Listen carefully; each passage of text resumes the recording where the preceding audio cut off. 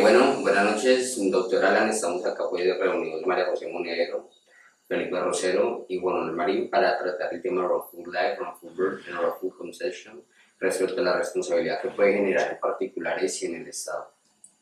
Bueno, entonces, a través del tiempo, las personas han tenido responsabilidades por la magnitud de sus hechos. O sea, todos los hechos que puede hacer un ser humano han traído consecuencias y eso lo hemos visto a través de la historia. Por lo menos anteriormente, en la ley del talión, lo que sucedía era que hacían una tipificación de conductas antijurídicas.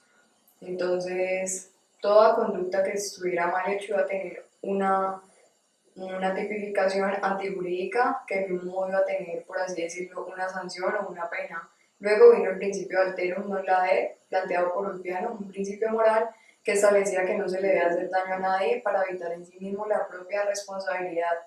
Entonces, esto nos lleva a entender que a través del tiempo hemos visto la responsabilidad establecida de diferente forma y cada vez en una magnitud más interesante, y por eso es que este tema es tan peculiar y tan importante.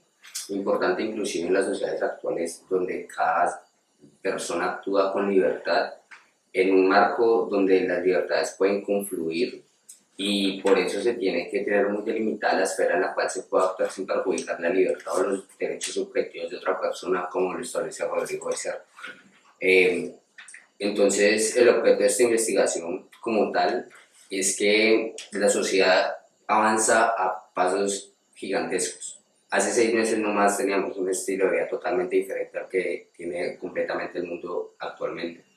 Inclusive en el ámbito científico esto se ha reflejado desde los baby boomers, que fue una generación donde hubo demasiada tasa de natalidad, seguido por una generación que ya no quería tener hijos, con grandes desarrollos en este ámbito, como son los anticonceptivos, que permiten como tal a las familias decidir y ejercer realmente cómo quieren conformarse. Exacto, y dice el artículo 13 de la Constitución: todas las personas nacen libres e iguales ante la ley, recibirán la misma protección y trato de las autoridades y gozarán de los mismos derechos, libertades y oportunidades sin ninguna discriminación por razones de sexo, raza, origen nacional o familiar, lengua, religión, opinión política o filosófica. Entonces, esta es la importancia de la regulación que tienen las libertades individuales dentro de un margen estatal. Claro que importancia que se suma al hecho de que la responsabilidad no puede permanecer estática, sino que tiene que adaptarse a estas dinámicas sociales para poder atender los daños antijurídicos que se van generando de la dinámica de la misma. Exacto. Listo. Una vez dicho todo esto anteriormente por mis compañeros, pues tenemos un contexto. Y es que, o sea, estamos en la actualidad con unos problemas actuales y la responsabilidad civil tiene que actualizarse a eso. Entonces, pues tenemos un tema controversial, como es la violación de derechos reproductivos y el nacimiento injusto, por lo cual tenemos 3 conceptos sumamente importantes, como lo son el wrongful birth, el wrongful life y el wrongful conception. En ese orden de ideas, pues hablaremos de que el wrongful life, primero, bueno, traduciéndolo al español, sería vida injusta, pues si lo traducimos literalmente.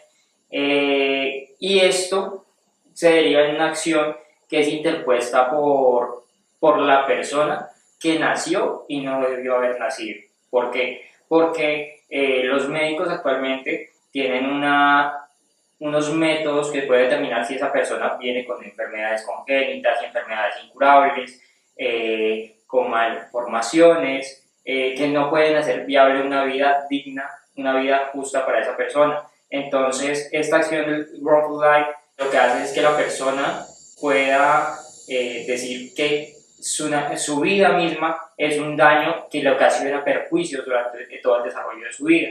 Veremos lo que es el wrongful birth, que este es muy similar en su estructura al wrongful life. Sin embargo, si lo bajamos a nivel de una acción, el wrongful birth es interpuesto no por la persona que nació y no debió nacer, sino por sus padres que, dada la negligencia de una institución prestadora de salud, de un profesional médico, que no desarrollaron los exámenes prenatales o neonatales, que se vio en obligación de desarrollar un IVE y no se realizó por parte de la institución o del médico que, actuando negligentemente, pues se negó a realizar algún procedimiento. Entonces, el wrongful birth es la acción donde los padres de esa persona que no debió nacer, dadas sus condiciones, ya sea, como lo hemos mencionado, de enfermedad, de malformación, ellos tienen un daño que es llevar a esta persona con ellos, pudiendo haber tenido un hijo sano o no tenerlo si era el querer de ellos, por decirlo así. Por otro lado tenemos lo que es el wrongful conception, que el wrongful conception sí se desprende totalmente de los dos anteriores. Este sí va más de la mano con el libre desarrollo de la personalidad, va más de la mano con la libertad reproductiva, con los derechos mismos de la mujer, y va también de la mano pues con el IVE, va de la mano con los métodos anticonceptivos, podemos hablar del uso de condón, de la T, de las pastillas anticonceptivas, de la pila, y pasa que en este caso pues la mujer podrá instaurarlo porque es la persona que más usa los métodos anticonceptivos.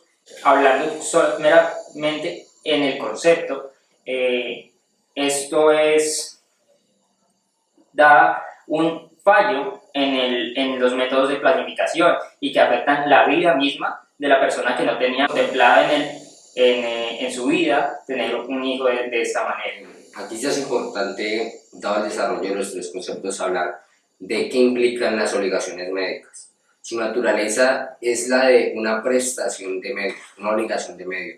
Es decir, el médico tiene que ejercer todas las acciones necesarias para conducir un fin sin garantizar el fin en sí mismo, lo que implica un deber de diligencia y cuidado en el desarrollo de su profesión, como lo establece Rodrigo Becerra, e inclusive el deber de buena fe. Adentrándonos en estos tres conceptos, en el wrongful life podemos encontrar que el daño se configura en la vida, pues la persona con malformaciones graves, de haberla sabido su madre, podía haber evitado que éste naciera y sufriera los padecimientos propios de su enfermedad e inclusive la violencia estructural que tiene el Estado y la sociedad para ese tipo de personas con esta situación de salud. Encontramos que en Colombia, por la reforzada protección al derecho a la vida, no se concibe el wrongful life como una posibilidad de responsabilidad para el Estado para particulares.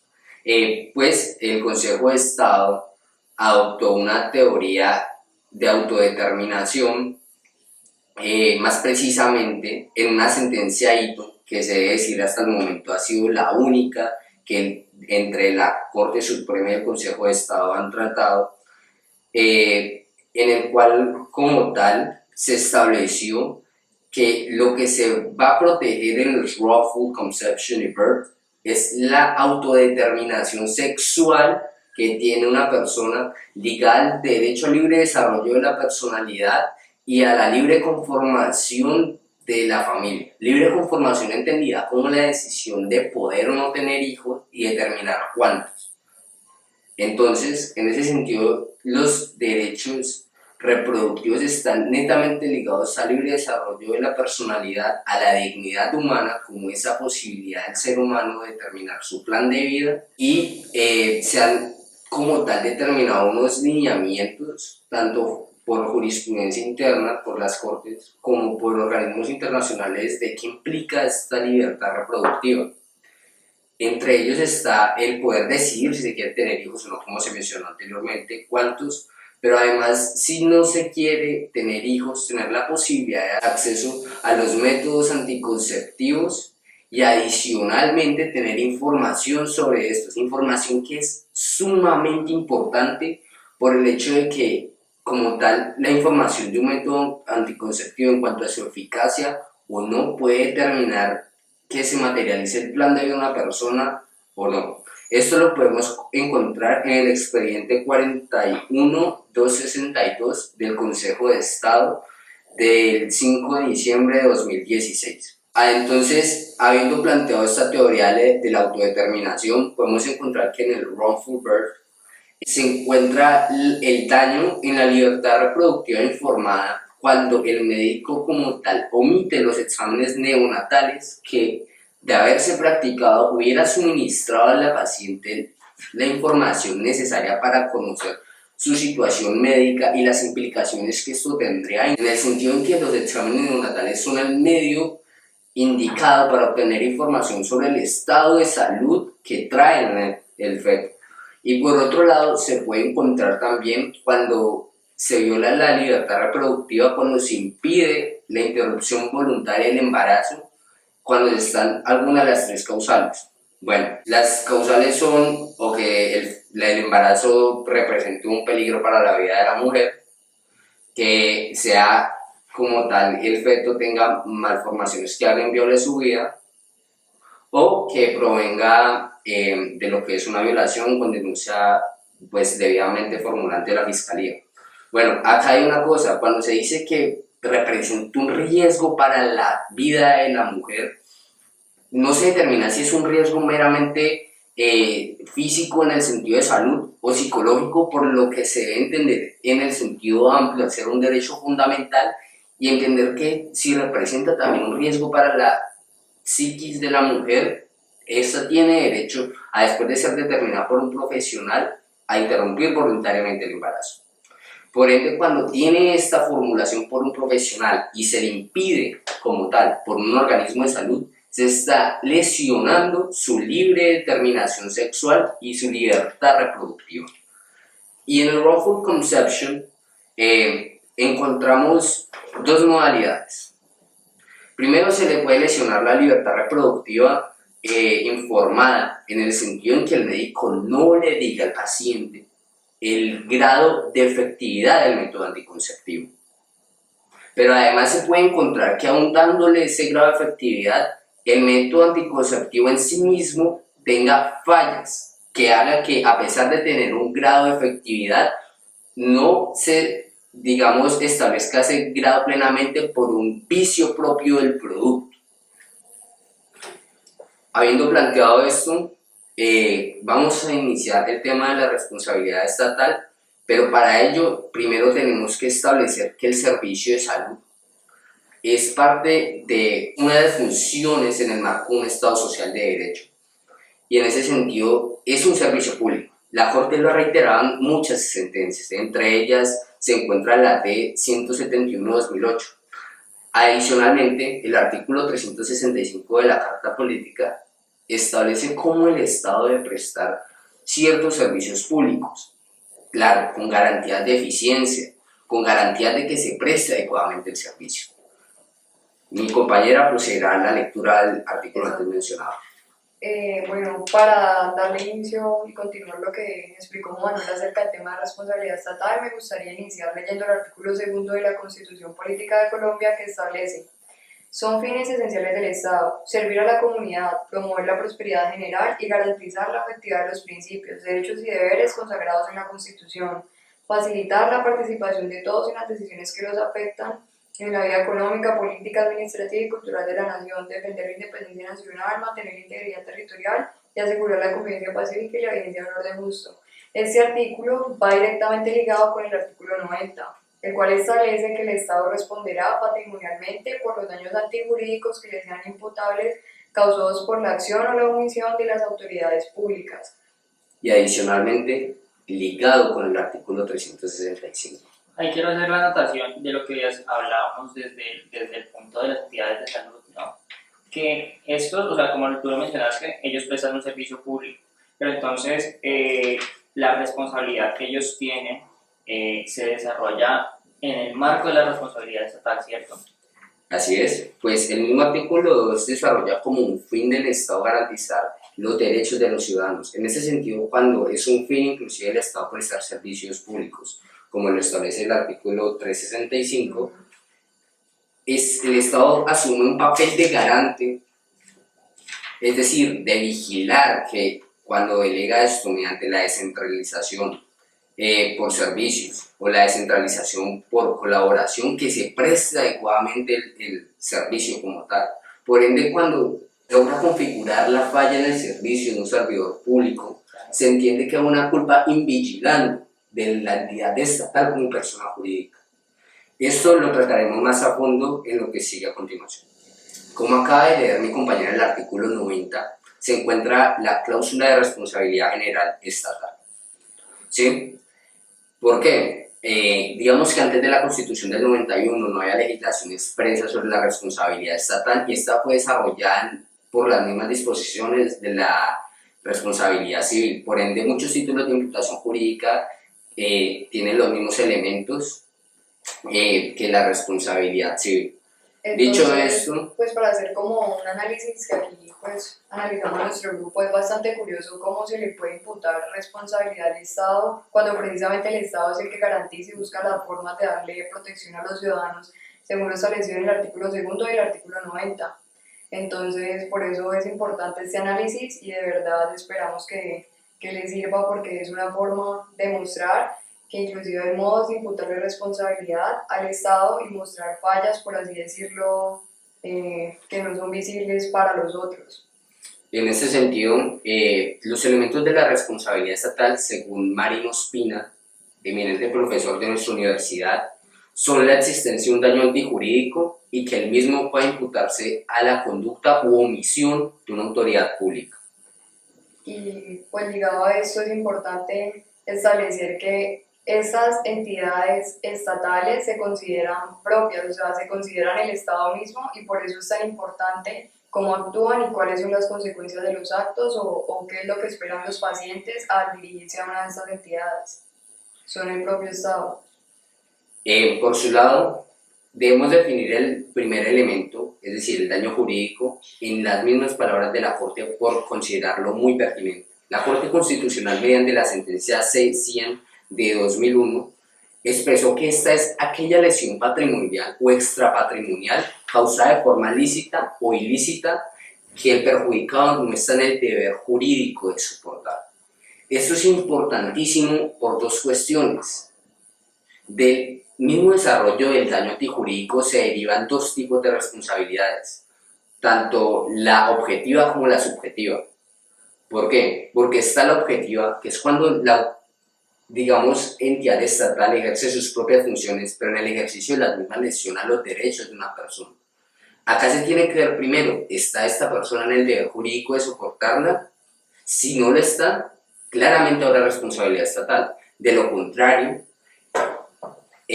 no habrá responsabilidad, pues el Estado no puede estar obrando o desarrollando sus fines lesionando los derechos de los ciudadanos. No, el Estado actúa como garante, debe garantizarlos. Por ende, todo daño que se genere a un interés, libertad o, digámoslo de una manera más clara, derecho subjetivo de un ciudadano debe resarcirlo.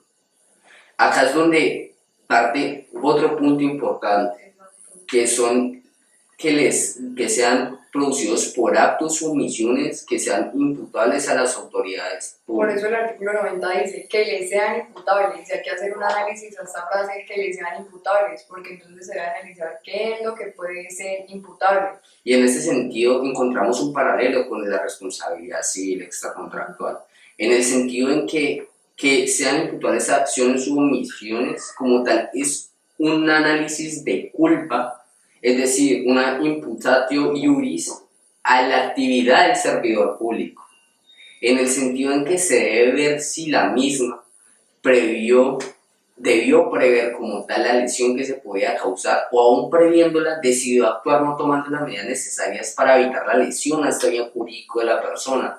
Es decir, no se tiene que ver como tal las concepciones subjetivas de la gente, sino cómo él mismo desarrolla su conducta en las situaciones externas comparado con una persona ficticia que se, digamos, califica como diligente en las mismas situaciones y tras esa comparación se debe ver en qué puntos exactos de la conducta de la gente resulta de alguna manera imprudente, negligente, cómo no pudo prever que podía lesionar a los derechos de un individuo. Es importante recalcar aquí entonces que en este caso el Estado tiene una posición de garante frente a los derechos de todos sus ciudadanos, en el caso de que tiene que ser garante frente a las acciones o omisiones de sus funcionarios.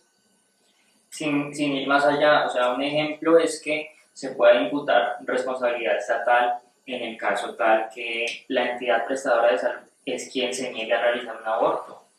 Así es. Si el Estado delega como tal esa función, ¿por qué no ejerce su, digamos, responsabilidad en vigilando? Si se supone que debe garantizar los servicios y a la vez los derechos de los ciudadanos, es claramente que cuando se delega no se desprende totalmente de su responsabilidad vigilar, que se preste de una manera adecuada, de manera tal que evite perjuicios a los ciudadanos. Entonces, aquí va ligado los dos conceptos, falla y daño. Exactamente. El Consejo de Estado ha reiterado que esta es una responsabilidad subjetiva, estando enmarcada dentro del título de imputación falla probada del servicio. Aquí entran los mismos elementos de la responsabilidad civil extracontractual, donde tenemos una culpa, un daño y un nexo entre la culpa del agente y el daño antijurídico que se le causa al civil. Entonces, compete a la víctima probar cómo esa conducta del servidor público resulta antijurídica en el sentido en que falla su propio servicio. Es decir, cómo omite estas reglas de conducta que implican su función pública y cómo omitir esas reglas de conducta de su función pública genera un daño antijurídico a la víctima, un daño a su patrimonio o bien extrapatrimoniales que esta no está en el deber de entraremos a plantear como tal cuáles son estas reglas de esos agentes. Primero, podemos encontrar en la ley 23 del 81 el objetivo y el fin de la medicina. Lo que se conoce, ¿no? Pues como Lex Artis, que es las obligaciones y deberes que tienen los médicos para con sus pacientes.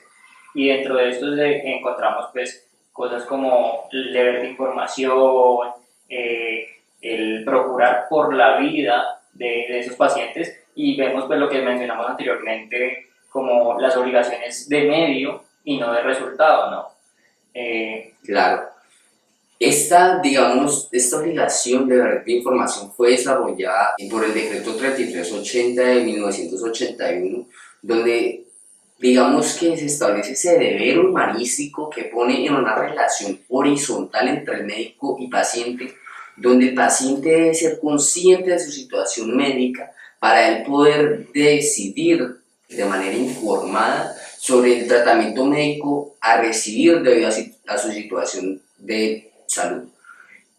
Y por último, encontramos relevante para el punto la Ley 1980 de 2019, que establece los deberes de realizar exámenes neonatales con la finalidad de determinar deformidades o enfermedades congénitas en los nacituros. Bueno, ya entrándonos en el campo de la responsabilidad civil, vamos a tratar casuísticamente dos casos. El primero, una niña con síndrome de Draper que fue violada, instauró la denuncia en la fiscalía, pero el médico objetó conciencia y se le olvidó remitir el caso y el niño nació.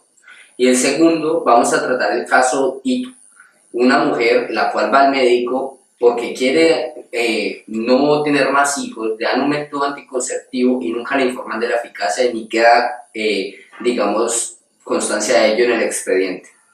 Bueno, a ese aspecto, lo primero que tenemos que decir es que hay dos tipos de responsabilidad civil. Está la contractual y la extracontractual.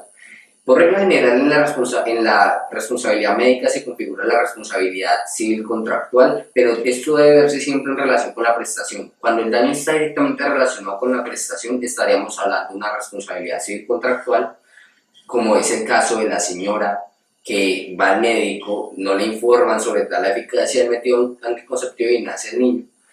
Mientras que si no está directamente relacionado el daño con la prestación del contrato de salud, estaríamos hablando de una responsabilidad civil extracontractual. También podemos establecer que una de las cosas que uno espera como paciente yendo a una de estas entidades es que te expliquen completamente qué va a pasar con el procedimiento que te realice, o sea, cuáles van a ser las consecuencias, cuál es la eficacia, y hubo una falta de esto notoriamente en este caso.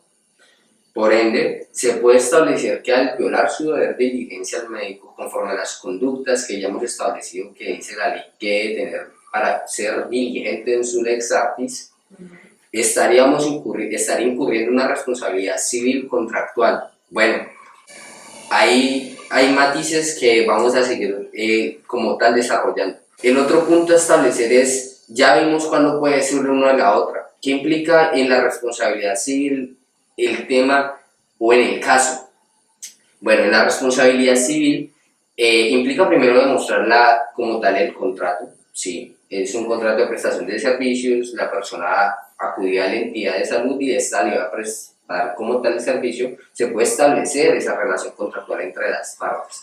Pero adicionalmente se tiene que establecer la manera en que se incumplió las obligaciones. Y al ser esta una obligación de medios, se tiene que establecer en qué punto el médico no fue diligente, señalando exactamente los patrones de conducta donde se observa la inobservancia de este deber de diligencia y cuidado. Incluso en el caso de los métodos anticonceptivos, pues es más evidente cuando en la historia clínica o en los documentos que se le dan a la persona que acudió no se incumple con una parte también de la Lex Artis, que es el deber de información, que también se encuentra dentro de este deber de diligencia. Exactamente, esos son los puntos donde se puede ver la inobservancia de ese deber de diligencia del médico. Adicionalmente, se tiene que probar el daño y los perjuicios que se generaron, porque es elemento esencial para obtener resarcimiento. Por otro lado, yéndonos al caso de la chica con el síndrome de Draper, se tiene primero que ver qué tipo de responsabilidad civil extracontractual es. Bueno, es un médico que actuaba a través de una institución prestadora de salud. Se puede establecer que el mismo era un órgano de esta institución prestadora de salud por el cual la misma ejercía sus funciones. Es decir, el médico se prevaleció de su posición de médico dentro de la institución para causar el daño, por ende se puede establecer que es una responsabilidad por acto propio por el cual va a responder la persona jurídica. Esto de conformidad con la más reciente jurisprudencia de la Corte Suprema de Justicia. Acá hay 3 elementos que debe tener en cuenta la víctima si quiere que sea efectiva como tal esta acción. El primero es la culpa, el daño y en la mitad el nexo causal. Bueno, la culpa corresponde a la imputatio iuris. La imputatio iuris es demostrar ese error de conducta en la persona que hace ver a la vez que incumple ese deber de cuidado general de los derechos del resto. Al no haber como tal una escala de graduación de la culpa, se responde por la más mínima. Es decir, la más mínima culpa que pudo, digamos, dañar un bien jurídico de otra persona. Para el caso, la libertad reproductiva o el bien jurídico que se ve afectado con esa conducta culposa del actor. Y tenemos el nexo causal, que es la imputatio factis, es decir, esa relación de causa-efecto, de necesidad entre la conducta culposa del agente y el daño que se produjo a la víctima. Pues podríamos decir que pues también según la Corte Suprema de Justicia, ella hace la distinción, ¿no?, de las obligaciones de resultado y de medio. Claro. Pues, o sea, en un caso de las obligaciones de resultado, pues bastaría probarse con la existencia del contrato. Es decir, yo tengo este contrato, también cumplieron con esto.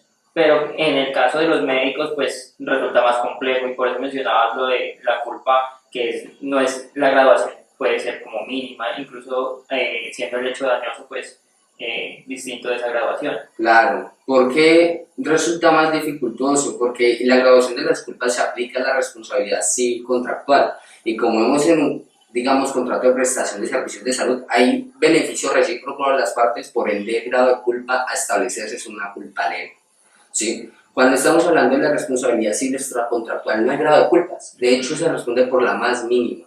Y la Corte Suprema de Justicia hace esta diferencia en cuanto a la responsabilidad contractual y en consonancia un poco con lo que dice Rodrigo Becerra, porque establece, mira, la culpa sí existe en la responsabilidad contractual, ¿sí? Solamente que cuando se está hablando de una obligación de fin, el deudor incumplido arranca con una presunción de culpa por la simple afirmación de no cumpliste. ¿Esto por qué? Porque se establece que no fue diligente al establecer en el momento del pacto esa dificultad de cumplimiento prestacional, ¿sí? Y por eso tiene que entrar a demostrar que actuó con diligencia conforme a la naturaleza del contrato, ¿sí?